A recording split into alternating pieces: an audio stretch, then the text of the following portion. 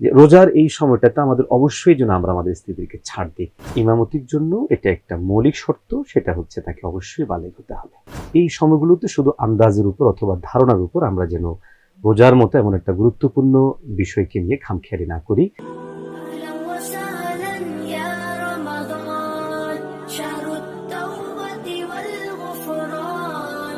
আসসালামু আলাইকুম প্রিয় দর্শক, স্বাগত জানাচ্ছি পবিত্র মাহে রমজান উপলক্ষে আমার দেশের বিশেষ আয়োজন রমজান জিজ্ঞাসায়।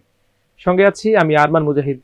আজ আমাদের অতিথি হিসেবে যুক্ত আছেন প্রখ্যাত ইসলামী চিন্তাবিদ, ইসলামিক আলোচক মুফতি শামসুদ্দোহা আশরাফি, খতিব সায়েন্স ল্যাবরেটরি, কেন্দ্রীয় জামে মসজিদ, ধানমন্ডি, ঢাকা। আসসালামু আলাইকুম শাইখ, কেমন আছেন? ওয়ালাইকুম আসসালাম ওয়া রাহমাতুল্লাহ। আলহামদুলিল্লাহ ভালো আছি, আপনারা কেমন আছেন? আলহামদুলিল্লাহ ভালো আছি।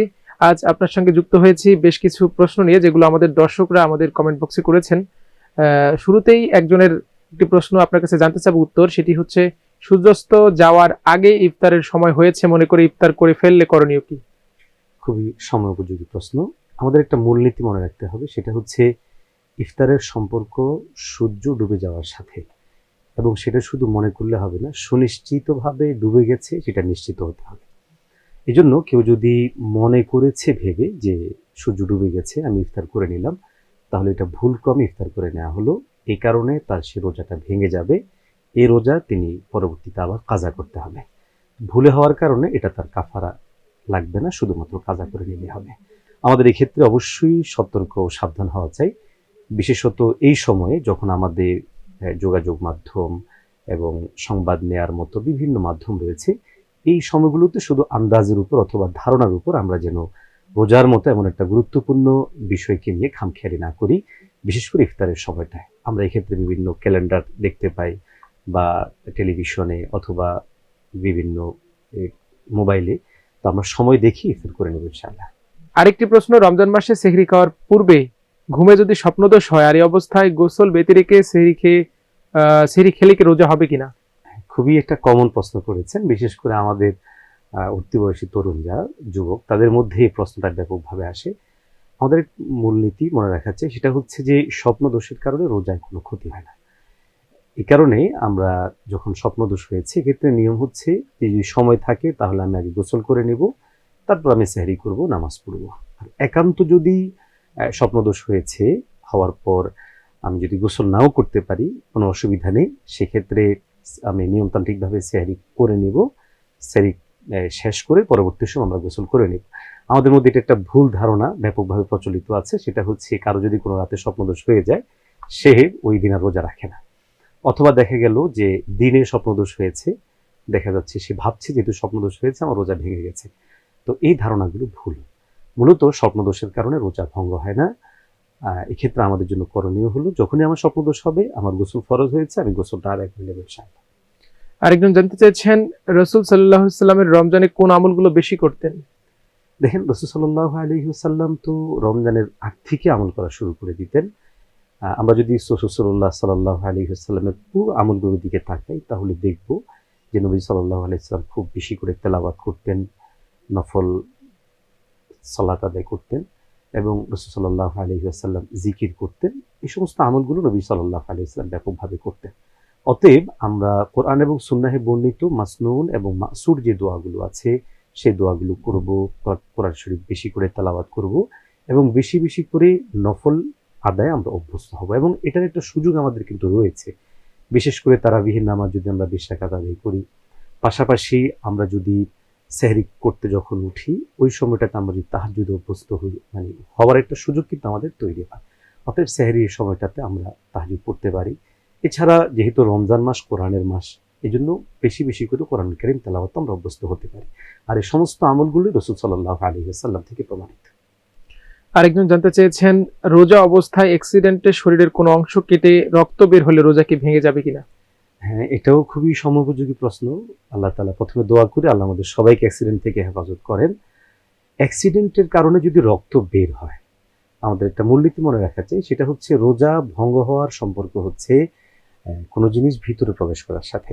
আমাদের যে স্বাভাবিক পথগুলো আছে, মুখ, নাক অথবা আমাদের পায়ুপথ, এই সমস্ত পথে যদি কোনো জিনিস খাদ্য অনুপ্রবেশ করে আমাদের পাকস্থলীতে চলে যায়, তাহলে রোজা ভাঙে। কিন্তু এর বাহিরে যদি কোনো রক্ত বের হয় অথবা কোনো অঙ্গহানি হয়, এই সমস্ত কারণে রোজা ভঙ্গ হবে না। রোজা ভঙ্গ হওয়ার সাথে রক্ত বের হওয়া বা কোনো অঙ্গহানি হওয়ার সাথে সম্পর্ক না। হ্যাঁ, এক্ষেত্রে যদি কেউ হওয়ার পর চিকিৎসার খাতিরে যদি তাকে এমন কোনো ওষুধ নিতে হয় যে ওষুধটা এখন নিতেই হবে, তাহলে সেক্ষেত্রে সেটা যদি তিনি ওষুধ খান তাহলে তার সেক্ষেত্রে রোজা ভাঙ হবে। এছাড়া শুধুমাত্র অ্যাক্সিডেন্টের কারণে রোজার কোনো ক্ষতি হবে না। আরেকজনের প্রশ্ন, সিরিঞ্জ দিয়ে রক্ত বের করলে রোজা ভাঙবে কিনা? না, সিরিজ দিয়ে রক্ত বের করলেও রোজা ভঙ্গ হবে না। এবং কেউ যদি কোনো কাউকে রক্ত দেয়, বিশেষ করে এই সময়টাতে এটা আমার বেশ ঘটে, আমাদের অনেকে রক্তের প্রয়োজনে বিভিন্ন জনকে রক্ত দিতে হয়, তো রক্ত দেওয়ার কারণে রোজা ভঙ্গ হবে না। কেউ কেউ পরীক্ষা নিরীক্ষার জন্য রক্ত দিতে হয়, তো এই প্রশ্নগুলো অনেকেই করে থাকেন, এই ক্ষেত্রে আমাদের রোজা ভঙ্গ হবে না। সেহরি নিয়ে একজন জানতে চেয়েছেন, মুয়াজ্জিন সেহরির সময় শেষ বলার পরও যদি খানা খেলে রোজা হবে কিনা? দেখুন, স্বাভাবিকভাবে আমাদের দেশে মুয়াজ্জিনরা যখন সেহরি খাওয়ার সময় শেষ, এটা তখনই বলেন যখন সময় শেষ হয়ে যায়। অতএব খুব স্বাভাবিকভাবে আমাদেরকে এটা মাথায় রাখতে হবে যে মুয়াজ্জিন যখন বলছেন ঠিক তিনি সময়টা কখন বলছেন। যদি এমন হয় যে তিনি 5 মিনিট আগে বলেছেন, তাহলে তো আমি আরো 5 মিনিট খেতে পারছি। কিন্তু যদি মুয়াজ্জিনের বলাটাই হয়ে থাকে ঠিক ওই সময়টায় যখন আসলে আর সময় নেই, তাহলে অবশ্যই এরপরে আর খাওয়ার একদমই সুযোগ নেই। আমাদের দেশে কারো কারো এটা প্রবল ধারণা যে মুয়াজ্জিন যখন বলে শেষ করার পরও আমি খেতে পারবো, এটা ভুল ধারণা। আমরা খেয়াল রাখবো, যেহেতু রোজা অত্যন্ত গুরুত্বপূর্ণ একটা ইবাদত, এই জন্য সময়ের ভিতরেই আমরা যেন খাবার খেয়ে ফেলতে পারি। আরেকজন জানতে চেয়েছেন, রোজা অবস্থায় হালকা বমি এলে গলার ভিতর বমি এসে আবার যদি তার গলার ভিতর চলে যায়, সে অবস্থায় রোজা ভেঙে যাবে কিনা? না, যদি বমি এসেছে আবার বমি চলে গিয়েছে তাহলে রোজা ভঙ্গ হবে না। আর একটা হচ্ছে, বমি যদি মুখ থেকে বের হয়ে যায় আর সেটাকে যদি ভিতরে নেওয়া হয়, অর্থাৎ আমি বলতে চাচ্ছি আউট হয়ে যাওয়া, একদম আউট হয়ে যাওয়া, তাহলে সেক্ষেত্রে রোজা ভঙ্গ হবে। এমনি স্বাভাবিকভাবে আমার ভিতর থেকে আসলো আবার ভিতরে চলে গেল, এই সমস্ত কারণে রোজা ভঙ্গ হবে না।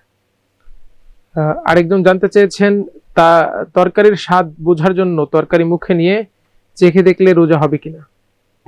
দেখেন, তরকারি চেখে, প্রথম বিষয় হচ্ছে তরকারি চেখে দেখার এই অনুমোদনটা নেই, সাধারণত নেই। কারণ কোনো একটা জিনিসকে ইচ্ছাকৃতভাবে সাধারণ করা, এটা রোজার যে মূল উদ্দেশ্য, এই উদ্দেশ্যের সাথে যায় না।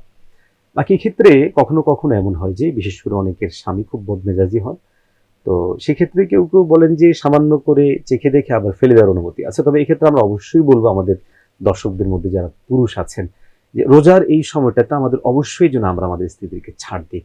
কারণ আমি যেমন সিয়াম পালন করব, আমার ওয়াইফও সিয়াম পালন করবে। অতএব এই সময়টায় আমি আমার খাদ্য যদি একটু লবণ কম হয়, তাহলে সেটা কিন্তু চাইলে আমি রোজা শেষ হওয়ার পর একটু লবণ বাড়িয়ে নিতে পারবো, অথবা ঝাল একটু কম হলে সেটা কি করিয়ে নিতে পারবো। কিন্তু আমার চাপাচাপির কারণে আমার ওয়াইফ যদি তরকারির স্বাদ মুখে আস্বাদন করে আর সেটা তার পেটের ভিতরে চলে যায়, তাহলে এক্ষেত্রে কিন্তু তার অবশ্যই গুনাহ হবে। তো এই জন্য খুব স্বাভাবিকভাবে আমরা উদ্বুদ্ধ করি আমাদের দর্শকদেরকে, কোনো অবস্থাতেই খাবার ইত্যাদি আমরা আমাদের মুখে নিব না। একান্ত যদি এই ধরনের কোনো পরিবেশ হয়, ঠোঁট পর্যন্ত, জিহ্বা পর্যন্ত লাগাইয়ে আবার দ্রুত সেটাকে থুতু নিক্ষেপ করে কুলি করে আমরা সেটা ফেলে দেওয়ার চেষ্টা করব। আরেকজন জানতে চেয়েছেন, স্বপ্নে খানা খেলে কি রোজা ভঙ্গ হবে? সুন্দর প্রশ্ন। না, খাবার খাওয়ার মাধ্যমে রোজা ভঙ্গ হওয়ার সম্পর্কটা হচ্ছে প্র্যাকটিক্যালি। স্বপ্নে খাবার খেলে অথবা স্বপ্নদোষ হলে, এই ধরনের মানে স্বপ্নে যে কোনো বিষয় ঘটলে এটার কারণে আমাদের রোজার কোনো ক্ষতি হবে না। সবশেষ প্রশ্ন, নাবালেগ হাফিজ ছেলের ইমামতিতে তারাবির নামাজ আদায় করা যাবে কিনা? না, ইমামতির জন্য এটা একটা মৌলিক শর্ত, সেটা হচ্ছে তাকে অবশ্যই বালেগ হতে হবে। এই জন্য নাবালেগের পিছনে স্বাভাবিকভাবে যেমন ফরজ নামাজগুলো অবশ্যই বালেগ হতে হয়, একই ক্ষেত্রে তারাবির নামাজের জন্য আমাদের বালেগ হওয়া জরুরি। সম্মানিত শাইখ, আপনার গুরুত্বপূর্ণ সময় থেকে আমাদেরকে সময় দেওয়ার জন্য ধন্যবাদ। আপনাদেরকেও ধন্যবাদ এবং একটি সুন্দর আয়োজন আমাকে আহ্বান করার জন্য। দর্শক, আজ এখানে শেষ করতে হচ্ছে। সবাই ভালো থাকবেন, সুস্থ থাকবেন। তার আগে বলে নিতে চাই যে আপনাদের প্রশ্নগুলো আমাদের কমেন্ট বক্সে করুন, আমরা আমাদের অতিথিদের দ্বারা সেগুলোর উত্তর দেওয়ার চেষ্টা করব। আজ এই পর্যন্তই। আল্লাহ হাফেজ।